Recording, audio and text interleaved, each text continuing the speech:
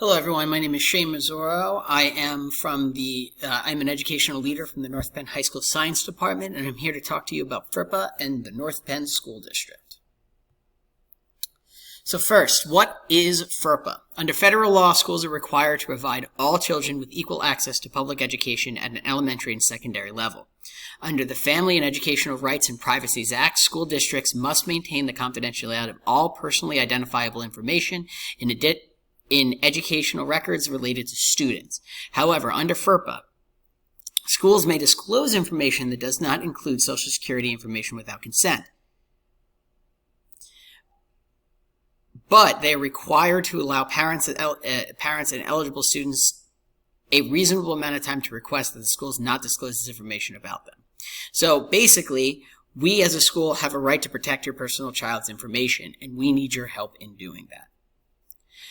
As of September 2019, at least 10 school districts have been in the news for their own ransomware attacks, and the U.S. Department of Education reports that hundreds of educational data breaches occur annually. Digital record keeping has replaced traditional paper files. Classroom assignments and assessments are often delivered virtually. As a result, students generate enormous amounts of sensitive electronic data about themselves every day, and FERPA means that we as a school district need to protect that, and you have a right to have that information about your son or daughter protected. School leaders need to ensure that their third-party vendors have an appropriate safeguards in place to make sure that contracts hold them liable if something goes wrong. What's interesting to note about FERPA is that though it applies to all government agencies, it specifically has some exceptions that don't apply to schools. Schools have a great deal of flexibility under FERPA, and what they're required to disclose about the student data and educational records in certain settings, like safety issues and emergencies. So in the event of a safety issue or emergency, we can release your son and daughter's personal information. FERPA is an area where widespread confusion remains as a result of this, and additional clarification is needed to give local school leaders and law enforcement the tools they need to protect student safety. You may think that one of the pieces of data that we collect about your child is school cameras. We constantly take pictures of them. But a recording will not be considered directly related to a student when a student's image is simply incidental to the activity depicted in the recording, like, for instance, window dressing or background, or when the student is shown participating in school activities open to the public and the recording does not focus on any specific student. However, surveillance recordings that are created and maintained by the school's law enforcement unit are not educational records and therefore not subject to confidentiality. But those recordings and records are protected by FERPA if they are provided to and maintained by the school. So you can see it goes back and forth constantly between what is protected by FERPA and what isn't protected by FERPA, especially with regards to school. This is why we need your help in clarifying these, in getting on the same page behind what is protected, what is not protected, what we all need to do. So the ways that we can ensure FERPA compliance. We need to raise awareness about FERPA. We need to understand that FERPA is your responsibility, not just the schools. We need to understand, we need to know what FERPA is, and we need to choose FERPA compliant vendors, which we've made a issue and point of doing in the past couple of years within the district. We need to train everyone in FERPA, not only within the district, but also parents and community members as well, which is why I'm giving you this speech.